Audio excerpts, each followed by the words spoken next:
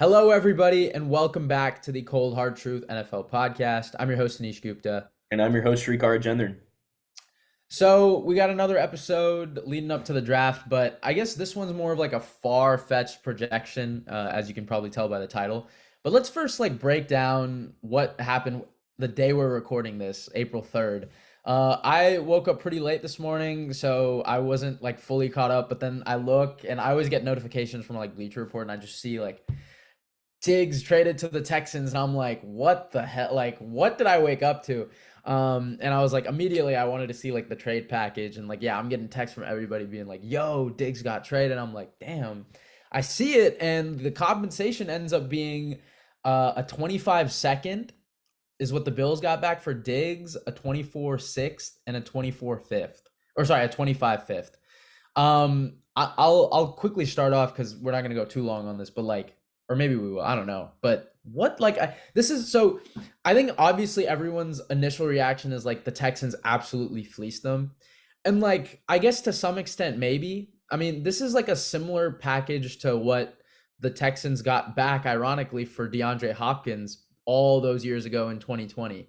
Except they didn't have to give any picks as well, and I think they got David Johnson as well. So that's what was a little bit weird to me. I don't know why you're giving Stefon Diggs and draft compensation for the second. I was a little bit thrown off on. And not to mention, I mean, they're getting a 25 second from the Texans. That's probably going to be in the late 50s or even early 60s. Well, actually, I think that's Minnesota's second rounder. Oh, So it's Minnesota. Okay. That's gonna be a high pick, probably. I mean, yeah, I mean, maybe. I don't know, because Minnesota's not even that far off either. I feel with the quarterback in that roster, I think it's not necessarily the best pick, but I mean, yeah, I don't know why they had to give up draft compensation. I think here's what it came down to, right? So Stefon Diggs is 30. I think he's going to be 31 this year. And so obviously he's got the age factor starting to kind of creep in. And look, I mean, you can obviously look at the last 6 games and be like, okay, obviously the production was pretty bad. But over the last 4 years, I mean, in his time in Buffalo, he led the league in receiving yards and receptions. So that's a pretty good sample size, to base off. You're getting a pretty good receiver who's played in the slot, played on the outside, can run any route, has made, catches all over the field. Obviously, ironically, the one thing he's going to leave in Buffalo as a legacy was that drop pass down the side or down the field against the Chiefs. But, that happens. I mean, honestly, yeah, there were playoff games where he didn't really show up. I mean, but there were some where he was just kind of a decoy, like the Chiefs game in 21. He had 14 yards, but I mean, allowed Gabe Davis to go off. So he's going to an offense with, Nico Collins, who's going to be with him on the outside, and now Tank Dell can play more of a for sure slot role. I mean, honestly, Tank was pretty good on the outside too for someone being 5'8", but yeah, I mean, it just adds more firepower to this Texans offense who, for defensive losses that they had in Grenard and Cashman, they replaced them with Aziz and Danielle Hunter, who you could argue at this day and age are better right now. So this is, I mean, hats off to the Texans. I think, yeah, the only, fleece part of it is the Bills gave them draft compensation too. But yeah, I'll let you maybe roll with it. I already kind of gave a little recap, but let's maybe move forward. What does this mean for Buffalo? You can maybe take it from there. Yeah, I'll definitely talk about it from the Bills side of things. But real quick, you gave a reaction to the news and what happened because you're a West Coast kid. I'm an East Coast kid. So I got this notification right in the middle of my 9:30. So I was just in class and I was I literally broke the news to the entire class. We were doing nothing. So Yeah. I mean, this was just big. I was just no way. Yeah, you're in the area too, Buffalo, Syracuse. Yeah, Yeah. this is a pretty big deal. And I got to see some Bills fans who are honestly they're coping with it. They're not mad. They understand.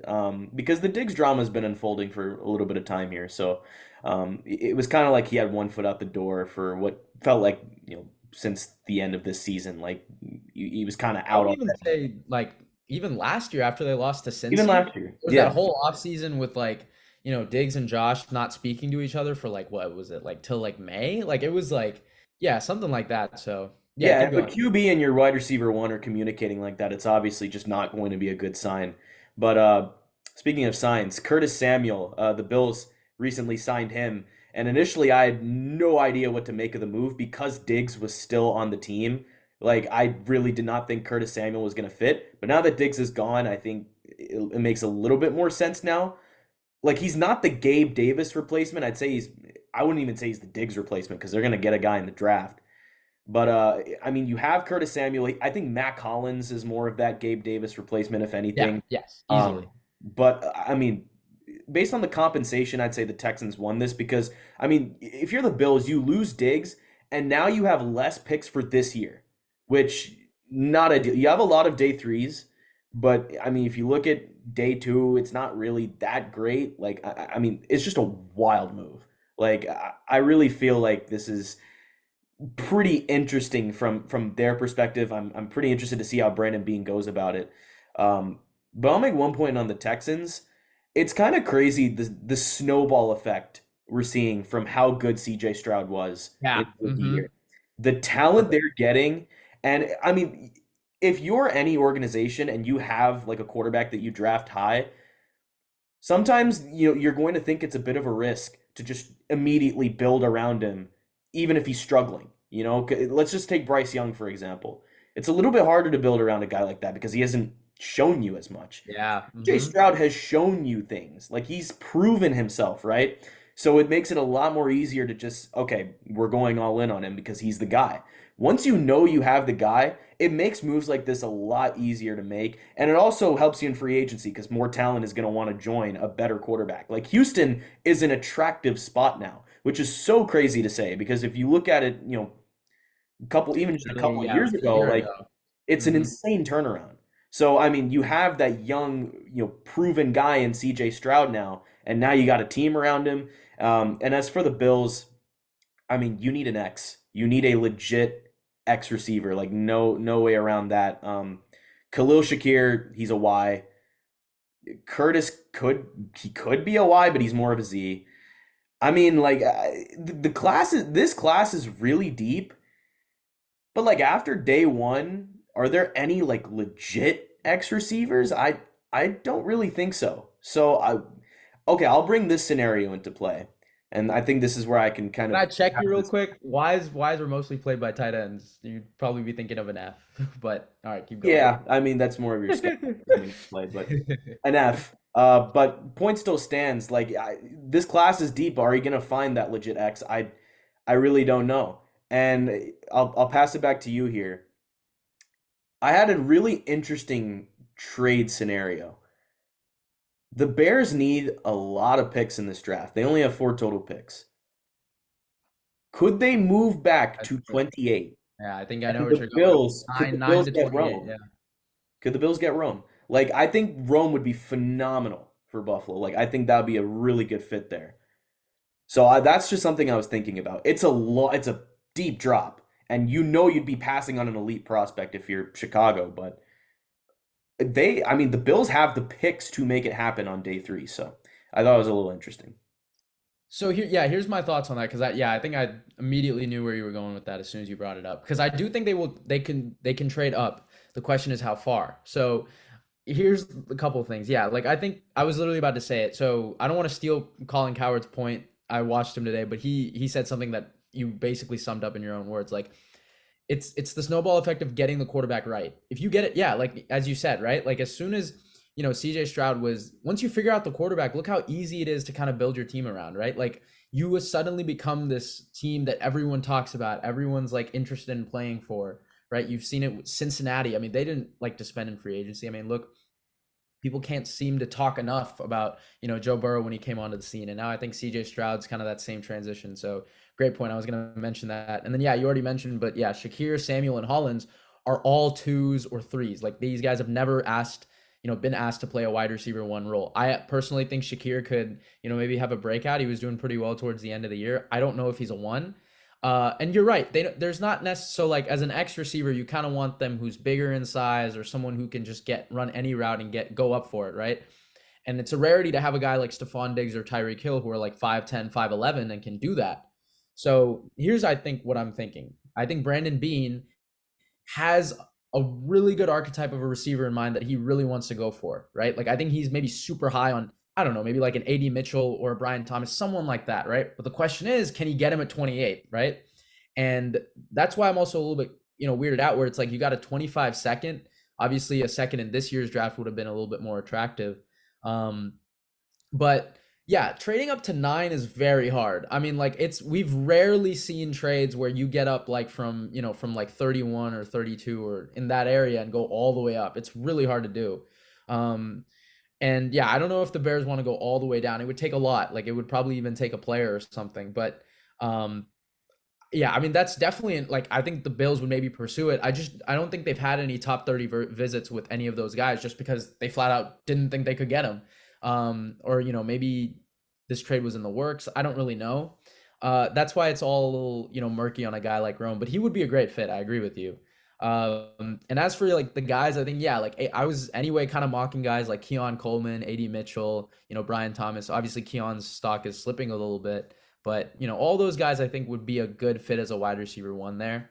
Maybe more so, AD Mitchell just because of, what he's shown you measurable wise. But yeah, I think the Bills are in a murky situation. I do think this is kind of a sign, that they want to run the ball more. I mean, they've been struggling with that for the last 7 years. Like they have not had a running game since LaShawn McCoy. So, and James Cook is kind of giving you a symbol of that. So maybe they want to run the ball more. I mean, like if you look at it metric wise, they're probably dead last in the last like 7 years in running game. They run so much spread. It's like it's not, they try it with single back and it's just not that effective. I mean, I'm looking at the roster, like the Bills and the Chargers both lost their top 2 receivers, and like it's funny because they have such great quarterbacks. What can you do? I hope they try and rebuild this receiving core, but you kind of see it. Like it's hard with defensive coaches. I mean, they don't, really invest that much of offensive personnel towards their staff. I feel like they have more connections on their side. So we'll see. And then as for the Texans, yeah, I'm just going to reiterate what you said. They got the quarterback right, and look how fast of a rebuild they did. I mean, people who are just getting into football now, I mean, this was a team literally from like 2020 to 2023 were a complete joke. Like I don't think I've ever like known less of a team than I did about the Texans. I mean, You can go back to our older podcast episodes because we might have said it in one of them. But yeah, like we never talked about the Texans because we felt like they were so irrelevant. yeah, I Like know. Like we yeah, no, never dude. had anything to talk about with them, and now we have every single thing to talk about with them. So really, just a big kudos on the turnaround. Yeah, and they've got a good coach. They've got, I mean, a good OC like this. And it's so funny because the Browns basically, outside of CJ Stroud, gave them all the assets to do this. So great job. Great job, Andrew Berry. That's your one blemish, but it's okay. I still ride with you. All right. I think that's enough on this trade. Let's go into the meat of this episode. It's gonna be really early playoff predictions. We don't even know the schedule. We don't even know what these teams look like outside of the draft, but whatever. Playoff talk, I'm always down for it. I know Srikar is. So what we've decided to do is here's how the NFL works. It's always 50% of the NFL playoff teams don't make it, and then 50% is replaced, right? So what we're going to try and do is we're going to take 2 teams that didn't make it that we think will, and then 2 teams that did make it that we think will not. One team for each conference for both categories. So Shriek, I'll let you start. Let's go positive. So let's do teams that didn't make it that you think will, and start whichever conference wherever you want to go. So I'll start with kind of the obvious one that I have here, and that's the Falcons. I talked about in the last episode we did about I forget what we did. Was it a mock draft? Win What total, win last total. win total? Okay, yeah, we talked about the Falcons. I took the over on their win total. I think this is one of the best rosters in football. They just kind of have to take care of edge rusher in the draft. I'm sure they will, whether it's Dallas Turner, Layatu Latu, whoever it is at 8. Raheem Morris, I think he should have this defense in a good spot. He definitely knows how to coach a defense, so I think they'll be fine in that area. Kirk Cousins, not an elite quarterback, but really just a solid quarterback. He can win in the regular season, and honestly, if we're talking about making the playoffs, I think he is more than good enough to take this team to the playoffs.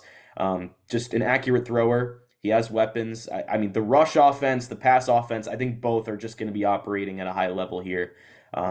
So yeah, I think the Falcons are going to win the division. Like I think they'll win the NFC South. They were in the race last year with Desmond Ridder, and now you've made all these upgrades, not only at QB but to your entire roster. I mean, I think this is a dangerous team, and I'd probably pencil them in at maybe that 3 seed.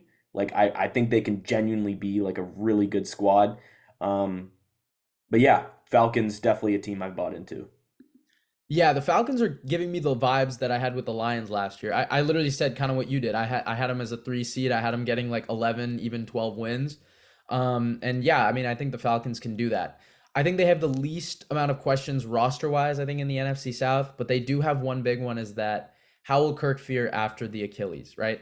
I think he's a lot better of a situation than the Saints getting Derek Carr, right? Remember, we kept talking about, okay, the Saints were always winning around 8 or 9 games. You get Derek Carr, who's better than what they've had, right? Like Winston, Hill, whoever they were throwing out there, and that's what everyone was saying, like, oh, the Saints are for sure going to win the South now, right?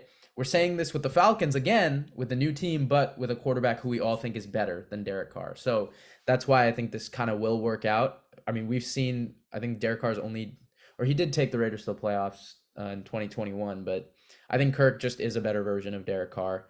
So I do agree with you on that. And I actually listened to a Raheem Morris like team meeting that he had. I forget where I saw it, but it was like a long video. But just the way he talked and the way he got everyone together.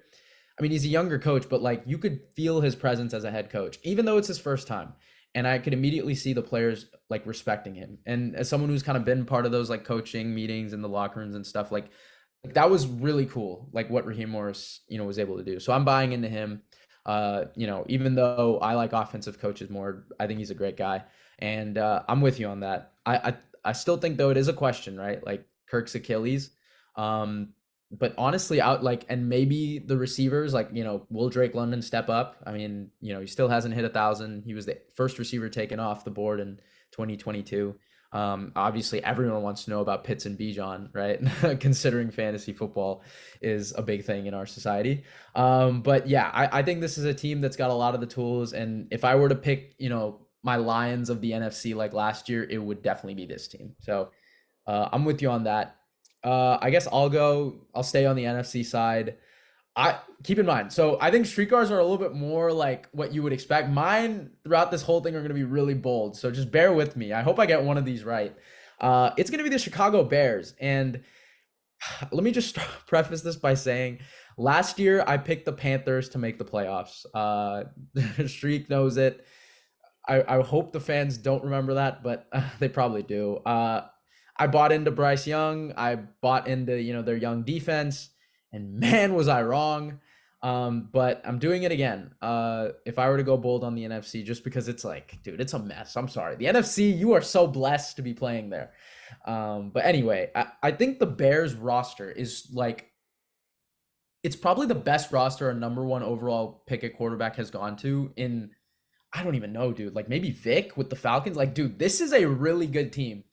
Again, they had the number one run defense in the league by like a long shot for like the second half of the year. I think they were giving up like 3.3 yards a carry. It was like something ridiculous like that. And they were three mishaps away. Like I think it was the Vikings game, the Lions game, and the Browns game away from making the actual playoffs. So like this team was already pretty solid. You have, a first round tackle, Darnell Wright. Braxton Jones has been good, right? You have DJ Moore, Keenan Allen, Tyler Scott even showed some flashes, DeAndre Swift, and you've got a defense who I already mentioned with a star corner. Kevin Byard's now on that team. Jaquan Brisker, who's had flashes. I mean, Tyreek Stevenson, like this is a really good team. And then you're putting Caleb Williams, who, say what you want about last year, at least he won like what, I think 10 games the year prior. He's a Heisman winner. Like he knows how to play winning football. I think, Eberflus has a little bit of questions as, I mean, what, like their offensive staff has never been great. I think Getsky's gone. So like, I just, their offensive staff has a little to be desired, but Chicago is a bold one. And in a loaded NFC North, I think they get a couple wins and maybe push themselves into that late 7 or 6 seed. Yeah, definitely bold. I'm gonna have to disagree. I don't think they're gonna make the playoffs. I think there is reason for optimism though. I think the big question is whether Caleb is truly an upgrade over Justin Fields, which personally I think it is. I mean, my only real problems with Caleb is really relies on improvisation. Like he always wants to improvise for one, Agreed. and that can lead to him holding the ball too long, which can lead sacks, turnovers. It'll tumble down from there. He also kind of struggled against good teams, right? So that's obviously an issue as well. Um, Not the most prototypical size either. So it's like there's some drawbacks with Caleb. That being said, he is going to be the number one pick. Um, the Bears' history of quarterbacks is Has not not been not good great. at all. So I'll pray for Caleb. But I mean, the thing is, the NFC North is just kind of like a two-headed monster for me with the Packers and Lions. Could the Bears sneak into that conversation and kind of just be a sneaky team? Sure, like I don't doubt that because I do think Caleb will see some sort of success in year one, whether it's through his development or whether it's through the record, right? Because he is stepping into a really good situation. So Really I don't good. think it's the worst pick in the world. It's something I obviously disagree with, but considering what Caleb Williams is stepping into, and also Eberflus having the pieces for his defense now, and Montez Sweat, another baller there. We'll see what they do in Wow. the Yeah, he draft. was great, dude. Yeah. Yeah, like they've got a promising future. Will it all come together? Will they be able to take down the Packers or Lions? I just don't think so for this year. But going forward, maybe if you can get some hope there, I think they'll be good. Moving on to my second team here. Did Sorry, you I want? was just gonna say one thing before you do it. Like, I think there's been two quarterbacks that I can remember that have taken the team to the playoffs their rookie year. In the last 10 years, it's Luck and Stroud. So keep Yeah, in mind, Caleb Williams is in that tier of a prospect. So you never know. But yeah, go ahead. yeah. Moving on to what it kind of not really a big surprise pick, but I think it is a little bit bolder than the Falcons. We picked one NFC team, one AFC team. So this is my AFC squad. I'm gonna go ahead and say the Jaguars. I think this team could. I mean, this team looked like one of the best teams in football last year before things obviously went very downhill. Don't want Um, to talk about it, but but I do yeah. think they had some bad luck, right? I mean, with drops, all these potential big plays that were missed. I do think, could they be on the more fortunate side of those plays this year? Because is it really going to happen again? I don't think so. Um, but I think a big X factor here is you need Christian Kirk to stay healthy. Like that is really going to be the backbone of this offense. He was the most important player on this team last year. Like as soon as he went down, the whole offense like changed. So I think having Christian Kirk healthy is going to be huge.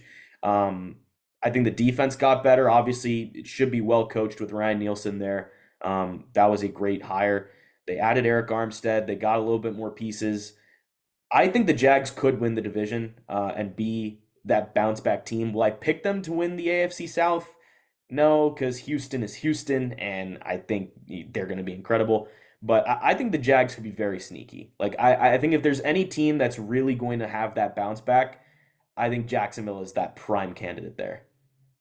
Yeah, I'm kind of glad I gave you it because if I mentioned the Jags, I would be deemed biased. But since you mentioned them, yeah, I'm gonna agree. I mean, as you mentioned, I mean, all the drops again. Walker Little, I don't know how many times I've said it. If he doesn't step on T Law's ankle, we're maybe looking at a team that maybe could have been the one seed, which again they were prior to We're the him one stepping team. on the foot. So right, 8-3, despite all the drops, despite all the mishaps. Christian Kirk having like a core muscle injury that Odell had kept him sidelined for the year. Like, I mean, and yeah, so they've won games with Christian Kirk being their one. I mean, they made the playoffs that year in 2022 and won a playoff game. Like, it's not, impossible. And I've been going back and forth with a lot of my friends on this. Like Trevor Lawrence is a good court. Like, everybody says in order to win in this league, you need a good quarterback. Trevor Lawrence is a good quarterback. I will still stand on the table and say I would have him around my top seven. He's still one of those, borderline elite guys that I have.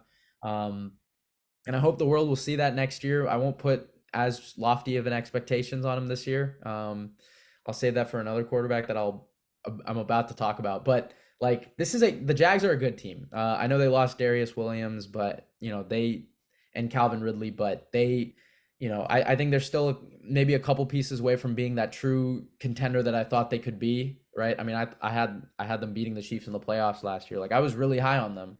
But I think this is still a team with a lot of potential, and you're right. They could easily win the division. I don't know if I'll pick it. I might. I don't know. I really love the AFC South this year. But yeah, Jags. I would agree. I think they would probably be the third team that everyone would pick.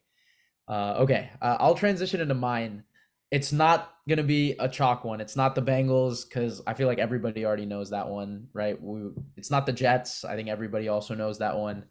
I'm going really bold, and it's another AFC South team. It's the Indianapolis Colts. This one's a big one. Like, first of all, can we just talk about how loaded the AFC is? Like, holy crap! Like, okay, Well, especially outside of like, South. Like, dude, yeah, the AFC South, but that's not even the best division in the AFC. Like it's the AFC North. I don't think it's close, but between the AFC North and the rest. But I think the AFC South is like up there with the NFC North.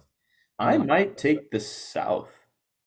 no, come on, not over the North, bro. Ravens, Browns, Bengals, Let's look Steelers. at it this way. It's the Texans, the Jaguars, the Colts, and the Titans against what? The Ravens, Steelers, Browns are good, and the Bengals are good. Yeah, it is pretty even, honestly. I think that I would take the AFC North. But I would have to anyway, think about it.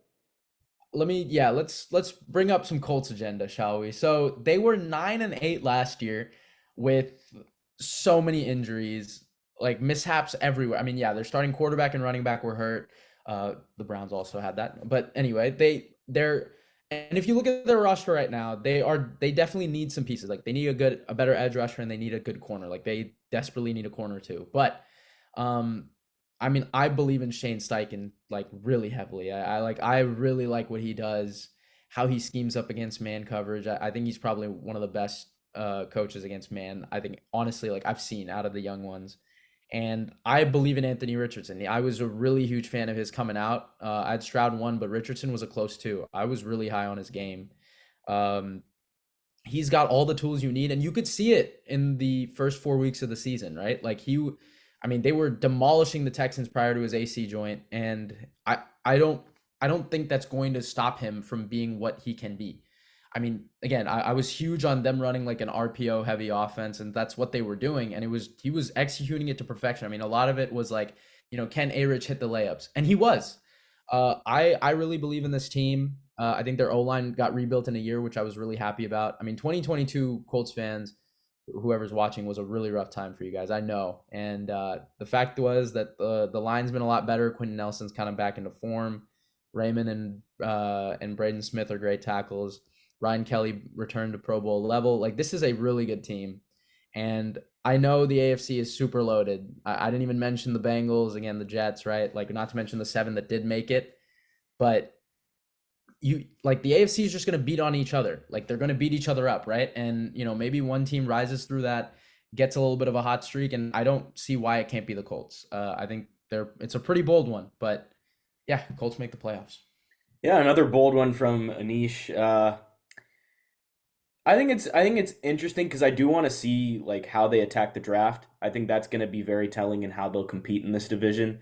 Agreed. Um, because especially you mentioned the needs at corner, at edge rusher, like just along that defense, there's some patches there. But if they attack it the right way, I'll definitely be a lot higher on them. I also think Steichen's a really good coach.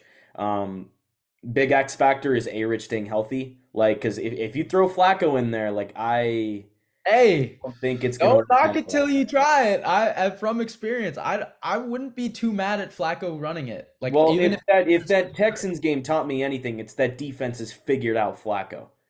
And also, like let's not go there. I I, would I think they heavily did. disagree with you on that. Like did you see the clips I sent you of the tackles not blocking?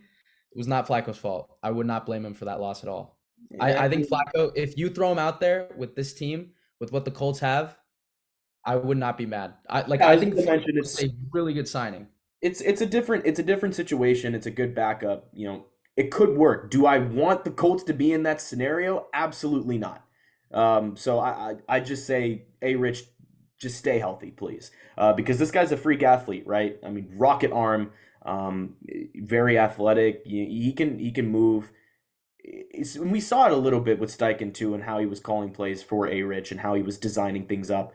It was really creative. It was looking really good. It was throwing defenses off, and it made that offense very unpredictable. Like it was really good. So I'd love to see that developed a little bit more in year two. So I think the Colts are a very interesting team. Obviously, the AFC South is just completely loaded. That we mentioned three of them in this video itself. We didn't even mention the Titans, who are Yeah. another team that I'm super high on, and I'd argue they were the most improved team this offseason. So very, very stacked division there. But kind of moving on to basically the opposite of what we were just talking about. So we talked about teams that didn't make it that we think will make it this year. We're going to go with teams that did make it that we think won't make it this year. So to kind of kick that off, I'll stay in the AFC. First team that came to mind, I think this is a super easy pick. I don't think the Steelers are going to make the playoffs. It's pretty tough to bet against Mike Tomlin, but then again, Mike Tomlin goes 9-8, and 9-8 just does not. It's not going to cut it in the AFC this year. You're not going to make the playoffs if you're 9-8. Like that's how good this whole conference is. So I mean, if you're playing quarterback carousel with Russell Wilson and Justin Fields, that's not sustainable for a full season. You're playing in a very loaded division. We're talking about the AFC South and the AFC North. Um, just two really tough divisions, very physical, that'll wear you down as the season goes on. And usually Mike Tomlin teams do a good job of kind of combating that. But I think this season is going to prove especially difficult just because, one, the roster is worse. You're going to be, you know, who knows what's going to happen at QB. Like, I just don't think this team really inspires much confidence. They didn't inspire much confidence last year. They always just find a way to kind of slightly get over the hump. It's the Steeler way. They've been doing it for, who knows how long. It's as far as I can go in recent memory. But yeah, I think this year they're not going to make it. This was pretty easy for me. Is the roster worse? I don't know. Look, I think it goes both ways. Like, I think Russell Wilson and Justin Fields is the best quarterback room they've had since Big Ben. The problem is we said the same thing with the Broncos when Russ came in 2022. So, and we're getting a 36-year-old guy for 1.2 mil, and you're getting a 24-year-old guy with a lot of upside, who has his flaws. Like, it's a weird quarterback room, but I do think it's an upgrade from what they had last year. I do.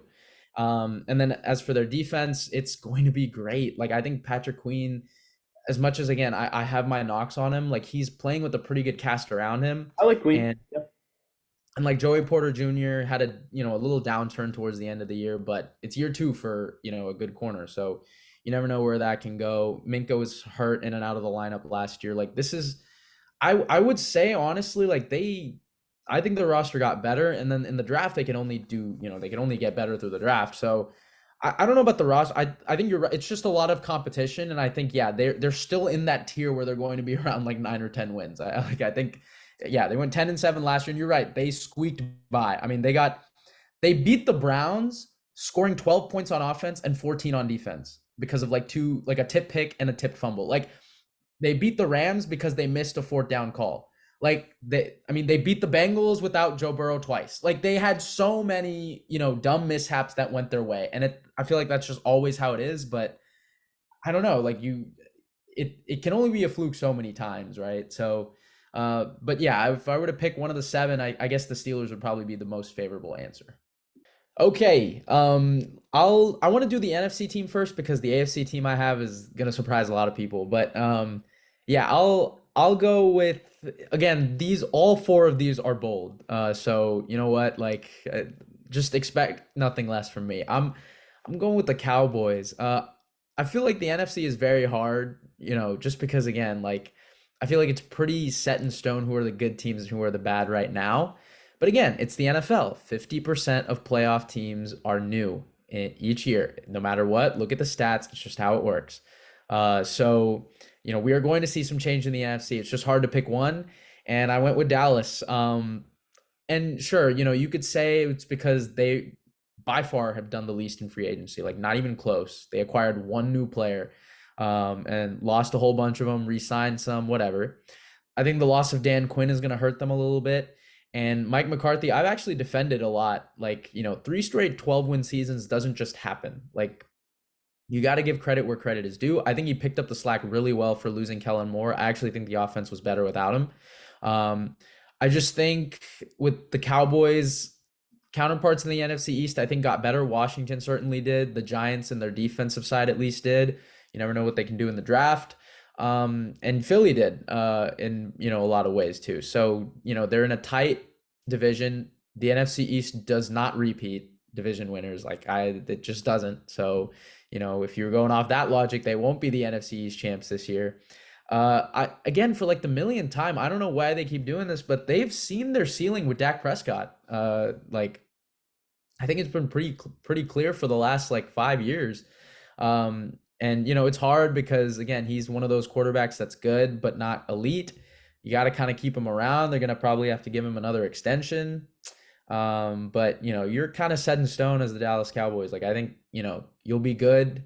It's really hard to break them to miss the playoffs. I like every other team though. So it was going a little bold, and yeah, I think the Eagles, have kind of righted the ship a little bit. Dallas has a little bit more to lose. And I think they could use a wake up call like this. I think if they don't make the playoffs, you may start to see some, drastic but good long term changes. Um, I think whoever watches the show knows how much I love CD Lamb. But yeah, I think this is a team. Obviously, counterparts around them got better. Always that media expectation on them, and I just think they falter and they, just get slightly eliminated, slightly left out. Yeah, I tend to agree. I think I would probably slot them in at that like 7 seed. Um, just because, yeah, I agree with the whole division, getting better thing. But also, I just don't feel like I could name. I think I could only name 6 teams I'd take over the Cowboys in the NFC. And that would be the Niners, the Packers, the Lions, the Eagles, who are probably going to win that division. And then you go the Falcons and then the Rams. Like those are the teams that I would take over the Cowboys. So again, I'd probably slot them into that 7 seed, but I do agree that Dan Quinn leaving is going to leave a mark just because they brought in Mike Zimmer, but I don't think they did a good job of bringing in players that really fit Zimmer's defense more than Quinn's. I mean, they obviously brought in Eric Kendricks, like that was their one big signing. But like, come Yeah. on, that's not enough. So I just don't like how the Cowboys went about this offseason. I just feel like Jerry Jones kind of sat on his hands, didn't really do much. And if this is a playoff roster, you need to keep improving it. You can't have it stay the same and expect the same thing. That's just not how the NFL works. You need to consistently, like constantly improve your roster. Like that's the big thing. I don't think the Cowboys improved it. Um, so that's a problem. So that plus the coordinator change, and then as you mentioned, the division. I tend to agree. Would I pick them to miss the playoffs outright? No, but I'm like right on the verge. Like I'm right on the verge of picking that as well. So I don't mind that pick at all. Speaking of teams that stayed the exact same, my pick for the NFC was the Bucks. I Okay. don't think they're going to make the playoffs again. I mentioned the Falcons earlier as that team that's going to be a 3 seed that's going to win the NFC South. The Bucks are just, I mean, if anyone was going to overtake the Cowboys for that 7 seed, it's going to be them. Uh, but again, it's kind of the same syndrome where like they did not really get better in my eyes. They kind of just stayed the same. And even then, I'm trying to remember who they lost, but they lost Devin White. Good on them for bringing back Baker. Good on them for bringing back Mike Evans. Like that's good. But I just feel like, and even Todd Bowles, pretty decent coaching job last year. So I mean, it's a good squad. But again, if I was low on the Cowboys for not improving their roster, I gotta apply the same logic to the Bucks, and unfortunately, that's probably gonna leave them on the outside looking in. Yeah, again, if you look at the seven NFC teams, I think the Bucks would be the overarching favorite to miss. Yes. I'm a big Baker guy, always have been in the NFL and always will be. Yeah, they lost Devin White. I think Carlton Davis they also lost, but like, yeah, you're right. They didn't really improve that much. They kind of kept it the same. Yeah, the same core won 9 games last year. They got hot at the end of the year. They were 4-7. People tend to forget that, but yeah, they got hot towards the end of the year. Won a playoff game. Were close to beating Detroit, but I don't think anybody really feared them. I think everyone would have expected a debacle at SF if they were to even make it. But yeah, I mean, this is a team. It's like they're good but not great. Again, in an NFC South that just beats on each other, but they're not great. It's just like kind of bad football. But like to get into the playoffs, they beat the Panthers 9-0. So like it wasn't like anything crazy. Love me some Baker Mayfield, always defend him. But yeah, if you were to pick any one of the 7 teams, the Bucks would be, the overarching favorite. Yeah, I guess, NFC teams that could rise, like I mentioned the Bears, but yeah, like you never know with the Cardinals. Maybe with Kyler coming back, they looked pretty good towards the end of the year. That would be an interesting one, actually. Honestly, looking back, yeah, maybe I should have picked them. I kind of like where they're going, but yeah, For I mean, people, playoffs, though, yeah, I don't know, I don't know. It's a big jump, but yeah, the Rams, people are thinking maybe they miss with Donald leaving. I think the Bucks are probably a better bet. I trust McVay, so I wouldn't have that. But yeah, the Buccaneers, I think it's tough. If they were to lose, like if the Falcons were to get in, I think the Bucks would be the one to get out. So it's pretty positively correlated there. Yeah, so I'll agree with you a little bit. I think it's more likely than not that they go maybe 8-9, or maybe 9-8 is just not good enough. They end up like Seattle this year, right? 9-8, lose a few tiebreakers and don't get it. they win Okay, New Orleans. yeah. So that being said, here's my AFC team. It's the Browns. I'm picking my own team to, that went from 11 wins, my favorite season I think I've ever watched of football, and I'm picking them to miss it. I'm gonna dive a little bit deep into it. So look, they had a good offseason. Like they got Ken Dorsey, who I like. I've defended him for years. They got Mike Vrabel as a consultant who everybody should like. I love him. They got Jerry Jeudy. They got Jordan Hicks. They got Quentin Jefferson. They even got an all-pro on special teams, Justin Hardy. Like they've made the right moves. Like it's not even that they're not doing it right. It's just the pieces are like the players and teams around them. I mean, they have to go through an AFC North, which is just so stacked. They have to play the NFC East. They have to play the Chiefs and the Chargers in the AFC West. They have 9 road games this year versus 9 home games last year. Like it's just the little nuanced things. And right now, I honestly have them at 8-9. Like I think just the things maybe pile up. Deshaun Watson, I go so back and forth. Literally, like just a couple hours ago, I was watching his tape versus the Steelers, and like I've been asking everybody that like football opinions that I respect. I'm like, dude, like what can I expect from this dude? Because like I'm left. It's been 2 years. I was a freshman in college when Deshaun was a Brown. I'm about to be a senior. Like I feel like it's been so much time, and I don't have an answer. Like, I mean, I really don't. I've seen up and down. You could argue more bad than good. Fine.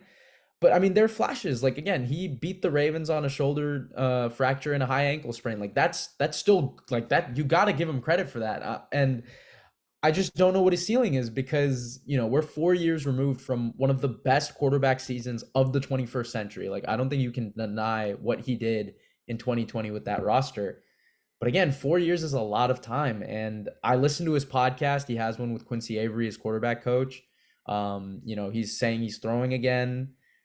But I just think the Browns are in a tough spot where it's like their AFC competition is just so hard. Like and their schedule is brutal. It's the hardest schedule by winning percentage in the league. It sucks, but it's hard to. Cleveland doesn't do well with expectation. Let me tell you that. Like from being a Browns fan, every single year the Browns have been asked or expected to do something, it falls apart. Namely, remember the year we got Odell? Like everybody was like, "Oh my God, this team could be so good." Won 6 games. The year after we made the playoffs, when everyone was like, "Oh my God, Baker's here. This team could be good." Baker tears his labrum, and it goes to pieces. So yeah, picking my own team to miss it. Obviously, if this does happen, I'll be right, but at what cost? I'll be super sad. Yeah, take it and run with it. What do you think? I actually agree, surprisingly enough, but I do think it's so tough to leave them out. I was a big believer in the Browns last year. Constantly said it throughout the season that this was a genuinely good team, even through the injuries and whatnot. But I mean, they succeeded in the most like unconventional way. And the argument here, from at least from Browns defenders, is that if the Browns went through all that and they made the playoffs, they should be a lock this year. But that's not how the league works. The question is, one, will they stay healthy? And then two, even then, can they really overcome the injury bug again? I don't think so. Because, I mean, if I'm being real, the Browns had an easier schedule down the stretch, and then I think they got figured out in the playoffs. I'll bring that up again. Defense, a lot of talent, but again, I think they got figured out. They were running too much man. Teams picked up on it, and Houston shredded them. I still think the Browns will be like 9, 10, or 11 win team. Like that is really like where they could be. But I agree with you. I think the AFC is just it's going to be ridiculous. Like they are going to barely miss out, and they're going to have a great record. Like that's what's really going to suck. Like I think that's what's going to hurt the most. Um, but yeah, Yeah, when you run it back with a healthy team, and especially after how last year ended, I can't expect everything to be sunshine and rainbows because that's that's again, just not how teams it's get not going better. to happen Things that way. change. Yeah. Yeah, Yeah, I agree.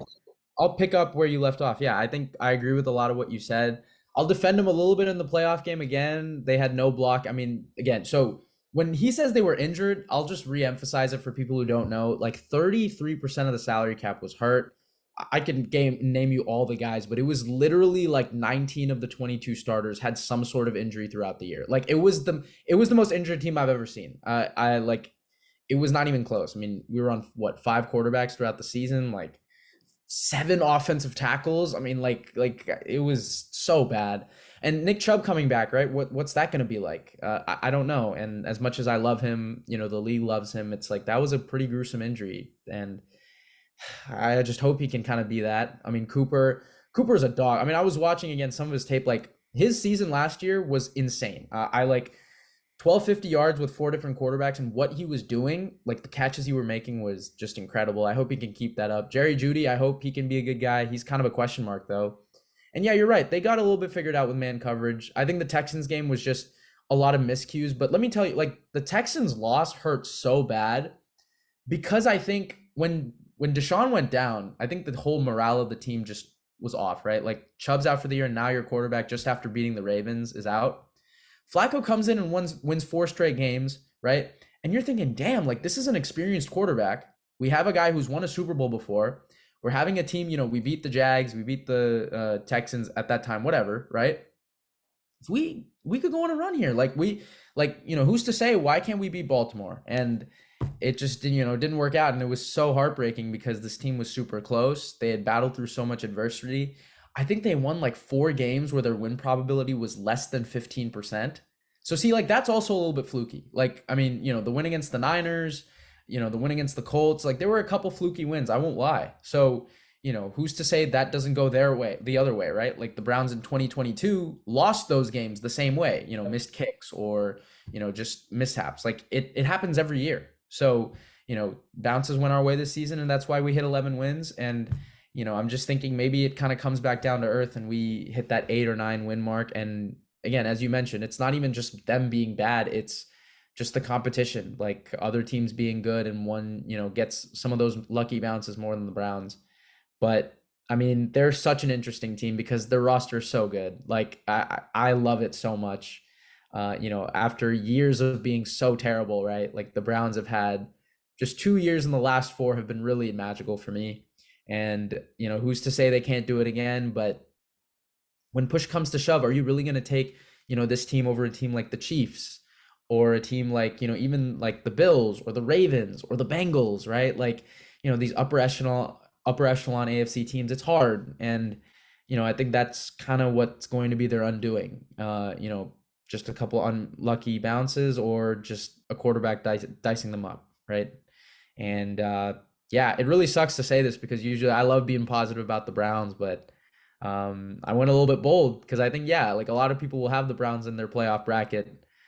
Right now, I don't. And so, maybe I reverse jinx it, but yeah, man, it's going to suck if we end up being like 9-8 and a 8 seed. I would be very heartbroken, but it's pretty much in the calling cards. Like I think Yeah.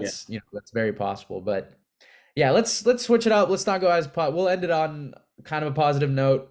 This was fun. We've got what, like 3 more weeks till the draft. So let us know in the comments if you want anything specific. We're super open to doing that. But yeah, I mean, like I'm super excited for this draft. Like the Browns don't have a first round pick, but whatever. I think this draft's gonna be so interesting. So yeah, let us know in the comments what you guys want. Thank you guys so much for watching. We've been the Cold Hard Truth NFL podcast. We will see you guys next time.